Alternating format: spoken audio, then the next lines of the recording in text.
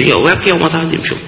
Din kienet il-kultura ta' tixħim fix-xiri taż-żejt mill-Korporazzjoni Enemalta fi żmien gvernijiet preċedenti. Waqt il-laqgħa tal-Kumitat tal-Kontijiet Pubbliċi l-aġent tal-kumpaniji Tozza u Trafigura f'Malta, George Farrugia, irrakkonta dik illi kienet l-ordni tal-ġurnata. L-ewwel każ kien meta George Farrugia kellu jħallas lil kap tal-Petroleum Division tal-Enemalta, Alfred Mallija, biex il-kumpanija Total tibda taħżen iż-żejt f'Ħassabtan. Però biex infetaħ il-bib biex bdejt naħżen l-istajt ikolli aċċess għall-istorage, iva kelli nagħti l-flus lill-Mallija wkoll. Wara dan il-każ il-kumpanija li taħħa Farrugia kien aġent bdiet titfa' tenders biex tirbaħ il-kuntratti għax-xiri taż-żejt mill-Enemalta. It-tixħim beda jsir xi ħaġa regolari. George Farrugia beda jxaħħam lil Alfred Mallija billi jħallsu cash waqt żjarat fid-dar ta' Mallija f'Ħalqormi. Bejn Mallija u ma min kienet jaqsam. Bej wieħed u ieħor ħadu in the region of xi 40,000 Maltin ġifieri. At least qed ngħidlek 40,000. Tixħim ieħor kien qed isir fl-MOBC proprjetà tal-Korporazzjoni Enemalta li kienet titmexxa minn Frank Sammut. George Farrugia kien mar ikellem lil Sammut biex it-Total tibda tissuppli xid-diesel lill-MOBC. U dan għalli imxi dawra barra. Ħadek barra, morna fil-karozza, tlaqna mill-Marsa għal-Marsa. Sawa.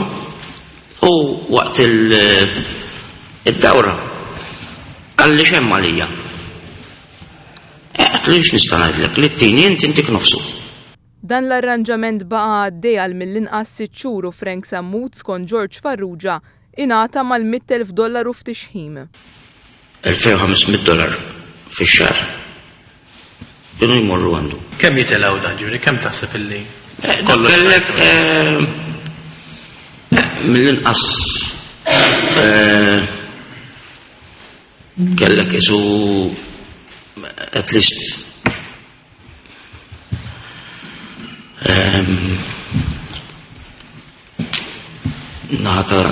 tal-MOBC kien hemm 100,000. George Farrugia semma każ fejn Frank Sammut minkejja li ma kellux jaqsam xejn mal-Enemalta bat invoice ta' $18,000 lil Trafigura tal-li rebħet kuntratt tax-xiri taż-żejt mill-Enemalta.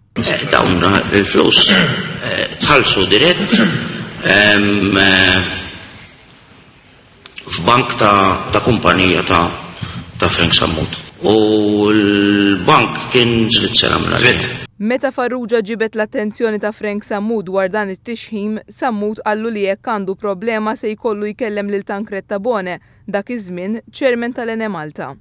Jiena biex insalva s-sitwazzjoni from then on rejt inħallas minn buti. Lil min nitħall? Lil Frank Sammut. Sakemm Frank Sammut wasal biex jispiċċa. Sawa, għajjat li Tancreta Bone l-uffiċċju tiegħu. Il-Forestals fej għalli Frank daqsek dak li kien jieħu Frank tiħlili. Farrugia spjega kif l-ewwel pagament lil Tancreta Bone sar ukoll fl-Iżvizzera. L-ewwel pagament li tajt lilu dirett kont tlajt Svizzera biex intieħ 20,000 għax rridhom hemmhekk. L-Iżvizzera. Għallek jiena rridhom l-Iżvizzera. Yes. B'kollox George Farrugia jgħid li xaħħam lil Tancreta Bone b'mill-inqas 400,000. Naħseb kemm tajtu Tancreta Bone wkoll? Bejn ġifieri fuq MOBC kien hemm isu xi 100,000. Maltin da, dollars. Sawa, imma dika MOBC biss. Enemalta bejn Mallija u bejn Frank Sammut u Tancreta Bone qed titkellem another $300,000 at least. Mistoqsi għaliex baqa' jħallas dawn il-flus George Farrugia wieġeb hekk. It-tret li jaqlawlek il-problemi. Jew b'xi mod jistgħu jimblukkaw. Jew tħallas jew ma taħdimx.